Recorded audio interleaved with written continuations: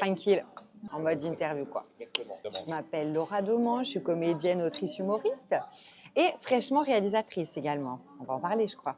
Je trouve que j'ai une bête de voix, ça fait plaisir. Quand je parle, quand je chante, c'est mon petit talent caché. J'ai un petit filet, on va pas se mentir. Pendant très longtemps, j'étais grave complexée, je l'ai grave caché. Parce que quand j'étais petite, je chantais très juste pour une enfant. Tu sais, les enfants, ils chantent beaucoup, mais très faux. Et moi, je chantais très juste. Et donc, mes parents, ils étaient là. Et surtout, ma grand-mère niçoise était là. Oh, qu'elle chante bien, qu'elle chante bien. Et à chaque fois, ils voulaient grave que je chante en public et tout. Et parfois, ça me chauffait grave. Et parfois, ça me complexait. J'avais la honte, j'aimais pas. Donc, ils me poussaient à fond à chanter. Et donc, j'ai tué ma voix. Et genre, j'osais pas du tout. J'ai développé un espèce de complexe. Et quand les gens disaient, ah, attends, plus tard, ils disaient, ah, attends, mais quand je t'entends, tu chantes bien. J'étais là, non, non, non, non, non, arrête, j'ai trop la honte et tout. C'est marrant. Hein. Ça me donne plus la honte. Ça me donnait plus la honte de chanter que de prendre un beat sur scène. Et maintenant, j'ai réconcilié les deux en faisant dans mes spectacles des chansons un peu gauleries.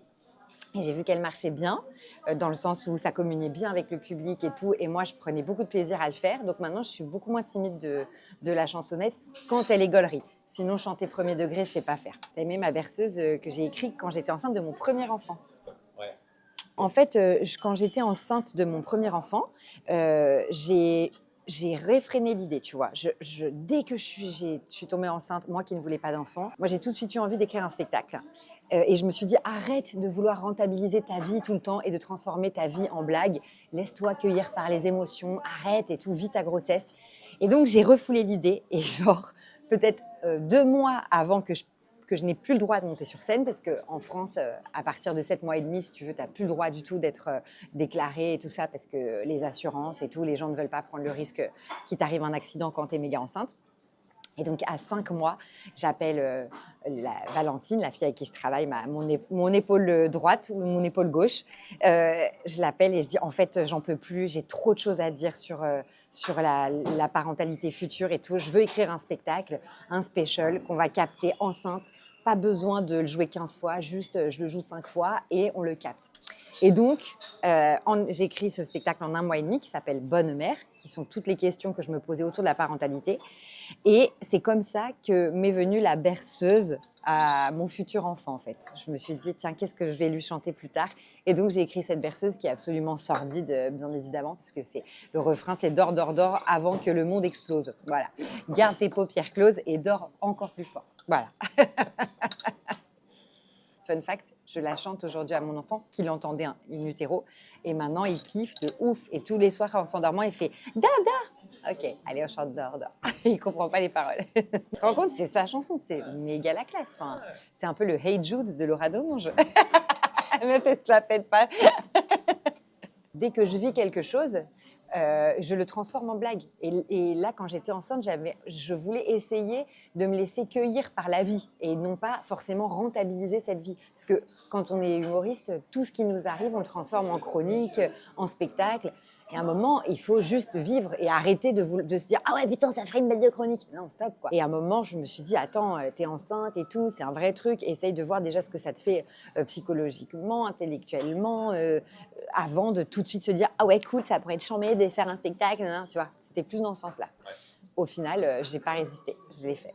Je pense que chacun fait ce qu'il veut. Je pense que c'est déjà une nature à la base de tout blaguifier. C'est comme ça qu'on en vient à devenir humoriste. Mais parfois, en tant qu'humain, je pense que c'est pas mal de se laisser vivre un peu. Et parce que finalement, la plupart des humoristes sont de gauche, mais c'est très de droite, cette façon de vouloir absolument rentabiliser sa vie. Et donc, c'est pour ça que je me dis, bon, peut-être faut se lâcher un peu la grappe, quoi, parce que l'hyperactivité, le burn-out, il arrive quand même assez facilement aussi dans ce métier-là. Après, chacun fait comme il peut. C'est souvent une nécessité quand même aussi voilà. Mais parfois, ça met des pansements. Je trouve, moi, en tout cas, j'ai vécu ça comme ça. Parfois, quand j'ai un truc qui me fait très, très mal, je transforme immédiatement en blague. Et c'est quand même un peu con parce qu'à un moment donné, ça ressort, la douleur. En fait, quand j'étais sur Radio Nova, il y a très longtemps, on faisait un truc qui s'appelait DJ Chelou et on faisait des mash-up entre des morceaux de rap et de la chanson française. Et c'est comme ça que j'avais fait Edith Diams. notamment, ou Aurel Sanson. C'était très, très gaulerie. Et vraiment, ça m'amusait énormément. Et j'adore ce principe-là de mash-up. Donc ça, c'est la petite parenthèse pour dire que j'avais déjà fait des mash-up. Mais surtout, j'ai vu quand Aya Nakamura a commencé à devenir maxi connue, il y a eu une vague de maxi facho aussi qui s'est levée pour dire machin, c'est pas la France. Et moi, j'aimais bien dans mon spectacle dire que pour moi, Aya Nakamura, mais je dis ça, j'ai écrit mon spectacle en 2021, donc tu vois, c'était il y a longtemps. Je disais que pour moi, Aya Nakamura, c'est la nouvelle Édith Piaf. C'est la meuf qui rayonne internationalement, la chanteuse française qui rayonne de façon internationale, tout comme Édith Piaf l'a fait. C'est quand même la meuf la plus streamée, la plus écoutée, tout comme Édith Piaf est le symbole de la France et la meuf qui rayonne le plus en chanteuse française. Donc je disais que Aya Nakamura était la nouvelle Édith Piaf. Et je voyais que ça tu vois, mais pour les gens d'un certain âge, ça faisait comme ça. Et surtout, ce qui était gaulerie, c'est que les gens d'un certain âge ne la connaissaient pas. Donc je la faisais connaître aussi. Et en fait, je démontrais, parce que je disais, voilà, on l'accuse de dire que... on l'accuse on dit, ouais, machin, c'est pas du français ce qu'elle chante, c'est pas des vrais mots. Et je dis, padam, padam, c'est pas des vrais mots. Jaja is the new padam, padam. Voilà, en gros, c'est ça l'idée. Et après, je trouvais ça joli de finir en mash-up dans le spectacle pour montrer à quel point, c'est tout aussi poétique, c'est juste pas la même époque, quoi. Et alors, ce qui est trop gaulerie, c'est que donc, j'ai écrit ça en 2021 et Macron, au moment des JO, dit que Aya Nakamura, enfin on sous-entend que Aya Nakamura va chanter du Édith Piaf et il dit que c'est la nouvelle Édith Piaf. Et là, ça me fait maxi gaulerie parce que je fais, mais attends, mais je suis une visionnaire, je l'ai dit bien avant, c'est fou, et ça va se passer en vrai, elle va chanter Édith Piaf. Et en fait, non, elle a chanté Aznavour, mais j'ai trouvé, mais quelle queen, quoi. Et d'ailleurs, il me semble que, parce que aussi, les maxi fachos, ils s'indignent de ses origines, mais il me semble, corrigez-moi si je me trompe, que Édith Piaf, le symbole de la France, était d'origine kabyle. À vérifier, mais il me semble bien. Mais j'ai trouvé, quand elle est arrivée comme ça, là, clac, clac, l'Académie française et tout, mais c'était tellement classe, j'ai adoré. Enfin, vraiment. Thomas Joly, bravo, hein. Trop stylé. J'avais déjà fait, après ma première grossesse, une parodie sur Inter, sur la chanson de Serge Lama, Je suis malade, j'avais mis Je suis joignable. Parce qu'on t'oublie grave quand tu deviens daronne, genre on se dit, ouais, c'est mort. C'est bon, elle va pas sortir ce soir, c'est bon, ça sert à rien. Et puis même dans le taf, on me dit, ah ouais, attends, elle vient d'être maman, on va pas lui faire passer un casting et tout. Tu fais, ah si, je suis joignable. Donc j'avais fait ça. Et là, quand je suis rentrée de la maternité, tout de suite, j'ai écrit cette parodie de Céline Dion je fais tourner des machines, quoi. Je faisais que ça, je n'en pouvais plus. Et j'étais épuisée. Et tu vois, et c'est joyeux, les gens qui viennent visiter, qui viennent rencontrer l'enfant. Mais franchement, c'est terrible parce que ton appart, il est en chantier, ton corps, il est en chantier, ton cerveau, il est en vrac aussi. Et tu dois faire genre tenir la conversation. Et les gens sont là, tu me fais un petit café, t'es là, je vais te buter, grave de chez grave. Je vais pas te faire de café, c'est toi, tu vas tout faire. Tu vas faire des cafés, tu vas m'apporter à bouffer, sinon je te fracasse. Donc, et c'était un peu le mot d'ordre que j'ai. Et c'est marrant parce que j'ai tellement dit ça dans des interviews avant qu'il y a des potes qui ont compris le message et qui sont venus avec 20 Tupperware. Et ceux qui l'ont pas fait, c'est plus des potes. Voilà, je les vois plus. Donc j'ai écrit la chanson très vite. Mais après, c'est pas pour rien qu'on appelle ça un congé maternité. Et d'ailleurs, ça devrait pas s'appeler un congé, ça devrait s'appeler une convalescence, vraiment, parce que l'accouchement, c'est vraiment pire qu'un accident de bagnole, très clairement. Et je l'ai écrit sur un papier. Et après, il fallait que je l'enregistre. Bon, je l'ai fait et après, il fallait tourner le clip. Mais vraiment, bout à bout, tout ça m'a pris 1 mois et demi parce que j'ai pas eu le temps du tout d'aller au bout de mon process, quoi. Alors que d'habitude, tu as une idée, tu vas au bout. En 24 heures, c'est plié. Là, ça a duré 1 mois et demi, mon histoire. Parce que j'ai pas le temps. J'ai 2 enfants. C'est très chaud. Très, très chaud. Et pas de moyen de garde. Enfin, le plus grand, oui, mais le plus petit, non. Donc, tu es tout le temps avec et tout. Tu vas pas dire, pleure, je fais un clip. Non, pas du tout. C'est impossible. Mais d'un autre côté, c'est pas mal parce que c'est tombé au moment où il y a eu la reprise des concerts de Céline Dion. Donc, j'étais dans l'actu. Donc, c'était un mal pour un bien que j'attends. Je suis vraiment contente d'avoir fait le spectacle Bonne Mère qui immortalisait les questions que je me posais avant de devenir mère parce que la vision que j'ai aujourd'hui des enfants n'a plus rien à voir avec celle que j'avais avant. Avant, honnêtement, ça m'intéressait absolument pas les enfants, mais absolument pas. Et les parents, je les trouvais chiants et niais et je trouvais qu'ils racontaient que des trucs inintéressants. Et vraiment, quand il me parlait et quand je disais comment ça va, c'était, tu vois, la question de politesse, et qu'il me disait bah écoute ça va, sauf que la petite en ce moment, et là dans ma tête j'étais là je m'en fous, je m'en fous, je m'en fous, je m'en fous, je m'en fous.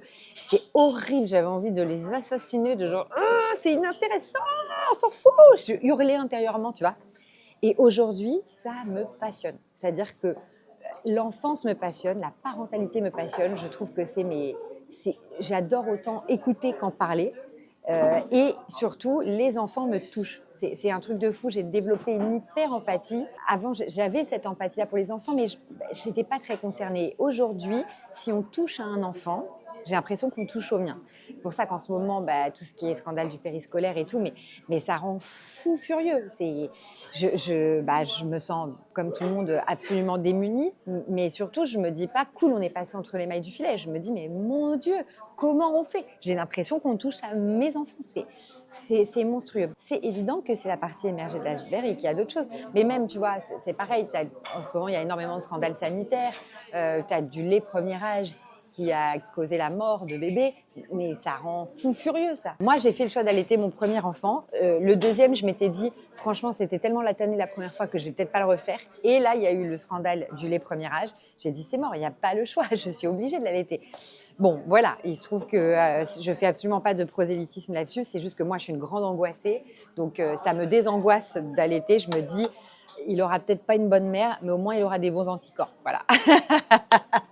C'est juste par culpabilité que j'allaite. C'est pas du tout pour autre chose. Mais voilà, donc non, aujourd'hui, j'ai vraiment développé ce truc-là. Et surtout, je suis le compte de Baptiste Beaulieu, ou Bastien Beaulieu, Baptiste Beaulieu, qui est vachement bien, je trouve, qui met en exergue pas mal de problèmes liés à l'enfance. Et en fait, on se rend compte que c'est terrible, que les enfants n'ont pas de représentants à l'échelle étatique, en fait, de représentants politiques.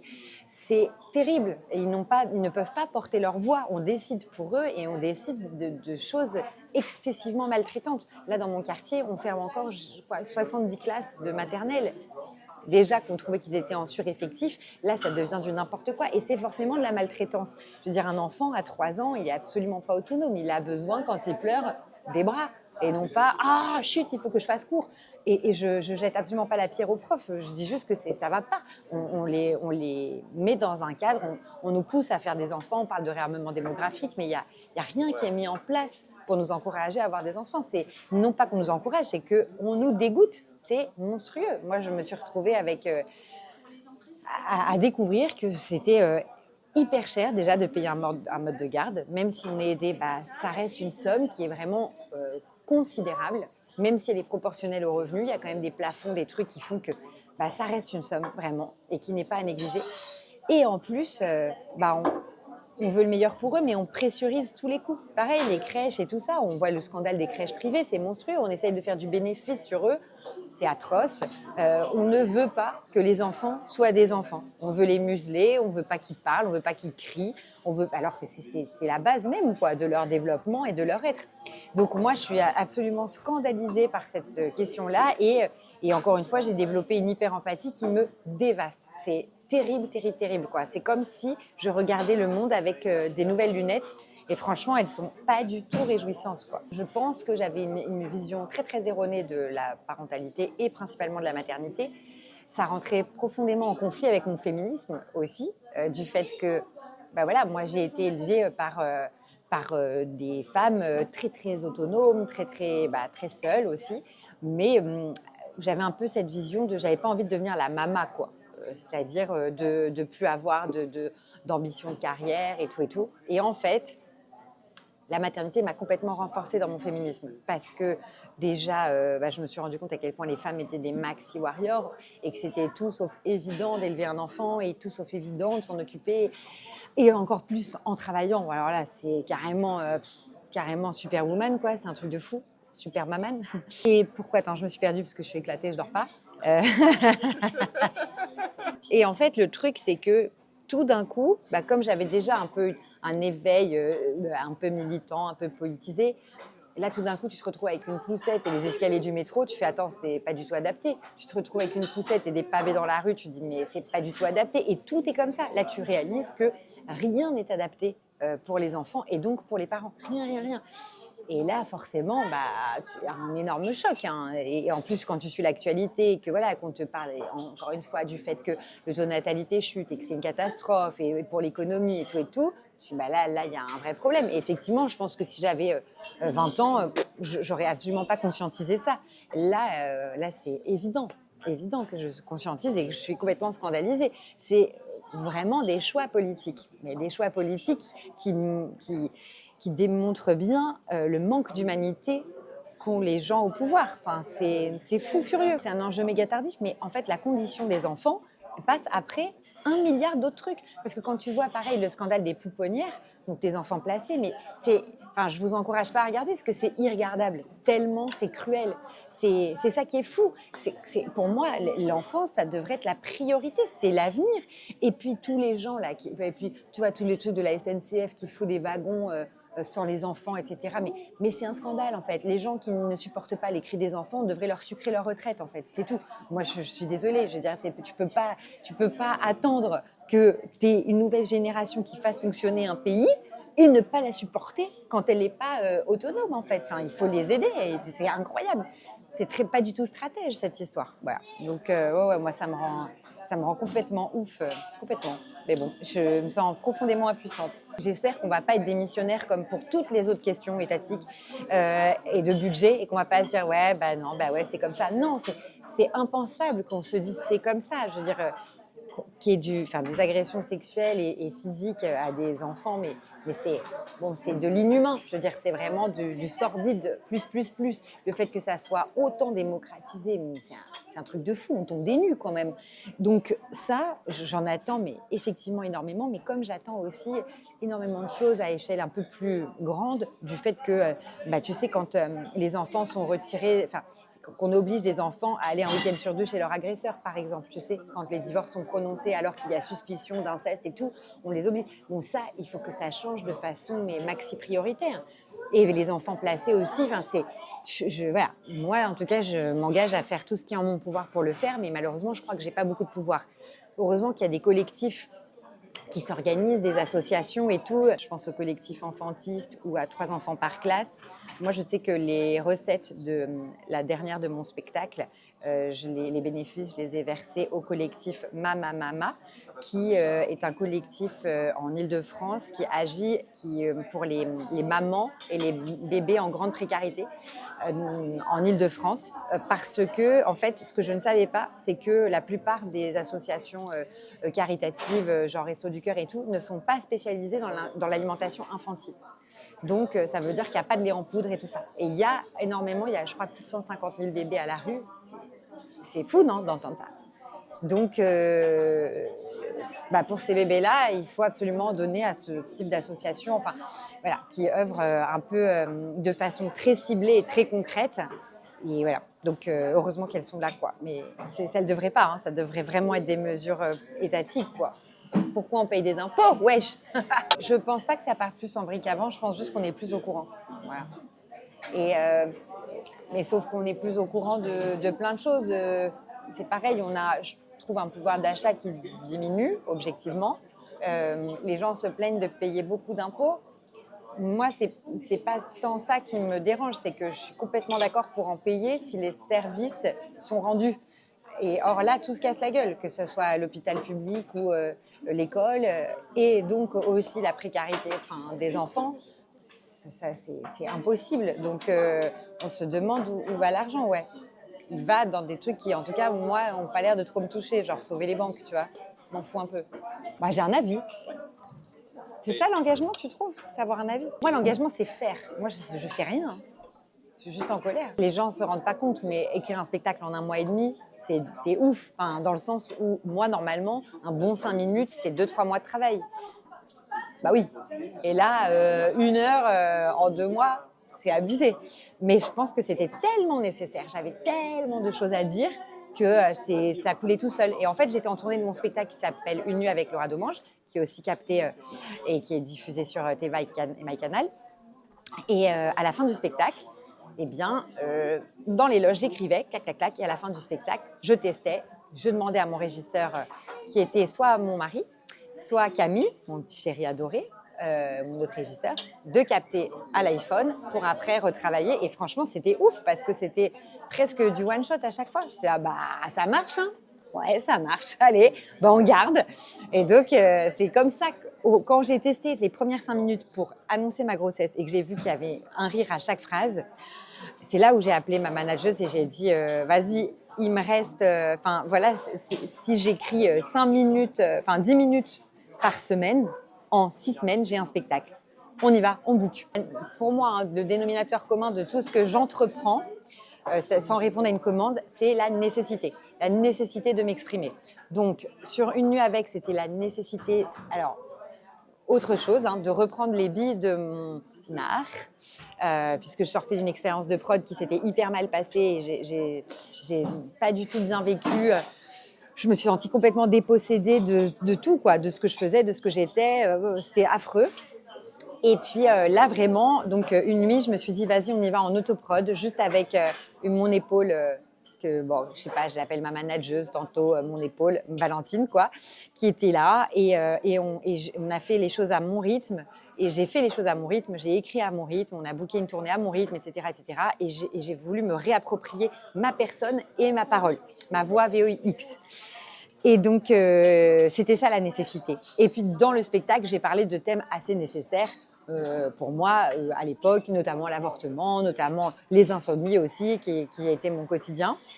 Et puis, Bonne Mère, bah, pareil, il y a eu encore la nécessité de parler de la trouille de devenir mère. Donc voilà, moi, j'arrive pas trop à faire les choses autrement que par nécessité. Sauf quand je dois répondre à une commande de chronique, etc. Là, c'est un autre exercice. Mais par contre, le spectacle, il part toujours, le spectacle ou le film, etc. Quelque chose que je vais entreprendre moi doit partir absolument d'une nécessité.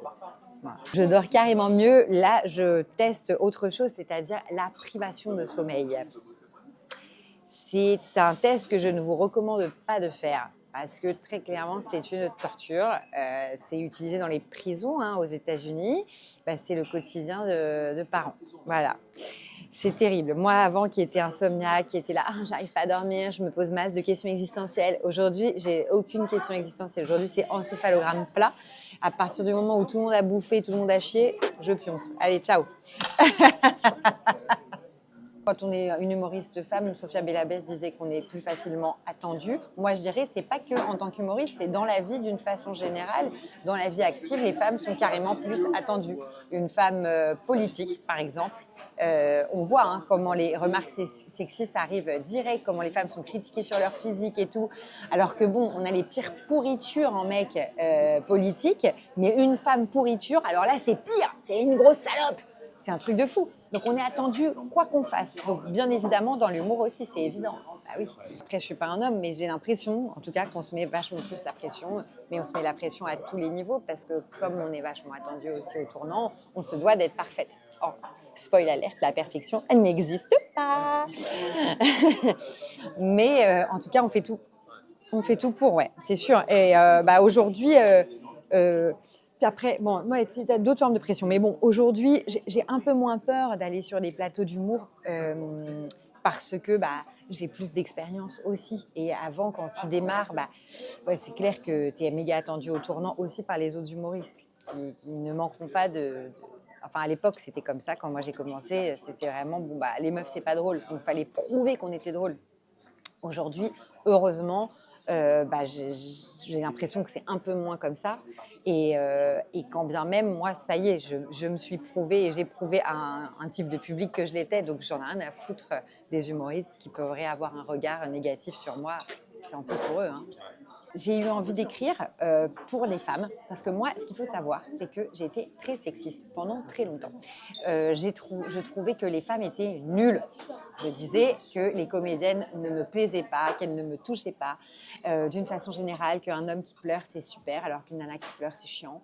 Voilà, donc c'est incroyable. J'avais vraiment ce discours-là et souvent je disais, c'est grave, j'allais voir des spectacles, je disais, ouais, non, mais là, ça pue la meuf. Non, mais c'est ouf, je disais des trucs comme ça. Et en fait, il m'a fallu quelques années pour comprendre que j'étais complètement conditionnée aussi par un système patriarcal et qu'on m'a fait détester les femmes aussi. Et à partir du moment où j'ai pris conscience de ça et du fait que les meufs étaient incroyables et qu'elles composaient avec tout ça, et qu'elles arrivaient malgré tout à faire des trucs, quoi, et des trucs bien, bah, je sais pas, un monde s'est ouvert. Et quand j'ai commencé à bosser entre meufs, notamment dans l'émission Piquante, j'ai pour Teva, ouais, j'ai découvert des femmes extraordinaires et j'ai découvert mon propre humour parce que tout d'un coup, on n'avait plus à jouer des codes du patriarcat et des codes des cums pour faire gaulerie une table, mais là, on pouvait vraiment être nous-mêmes et gaulerie entre nous parce que souvent, ce qui gagne le plus, c'est le male gaze, c'est le prisme masculin et on doit s'y plier toujours un peu pour conquérir le public. Or, en fait, non. Quand on est qu'entre meufs, il n'y a plus ce male gaze-là. On est dépouillé de ça. Et là, je trouve que ça émerge vraiment, quoi. Et ma vraie écriture a émergé comme ça. Et donc, j'ai rencontré ces femmes extraordinaires et bon, ça a fait que cultiver mon amour pour ces dernières. Et donc, j'ai eu envie d'écrire une comédie pour les meufs parce que, pareil, je trouve que dans les comédies, elles ne sont pas très bien servies. La plupart du temps, c'est des faire-valoir de mecs. Quand tu vois, hein, dans les comédies. Ouais, encore aujourd'hui, il n'y a pas beaucoup de rôles maxi-gaulerie de meufs en France. Aux États-Unis, plus, tu vois, par exemple, moi, la série qui m'a fait méga kiffer, c'est The Marvelous Mrs. Maisel. Tout d'un coup, bon, déjà, donc vous regarderez, hein, c'est l'histoire d'une meuf dans les années 60 qui se lance dans le stand-up à New York. Et les archétypes sont trop gauleries. Il y a notamment le personnage de l'agent.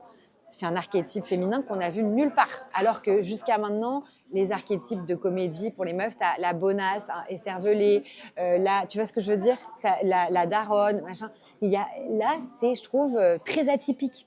Très, très atypique. C'est rangé dans des cases. Ouais. C'est ça que j'appelle archétype, tu vois, c'est des stéréotypes, quoi.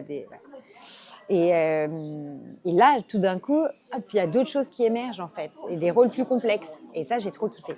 Donc, j'ai voulu écrire pour des meufs. Et je ne vais pas spoiler le sujet du film parce que peut-être que vous allez le voir parce qu'il va peut-être être acheté par une plateforme prochainement et qu'il dure que 15 minutes. Donc, je pense que vous pourrez le voir.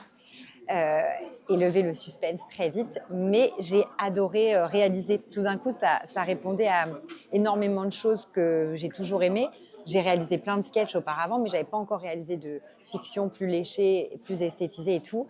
Et moi, on se plaint souvent, mes équipes se plaignent que je suis contrôle fric. Bah là, on attendait de moi que je sois contrôle fric. On attendait de moi un avis sur absolument tout. Parfait, j'adore le donner.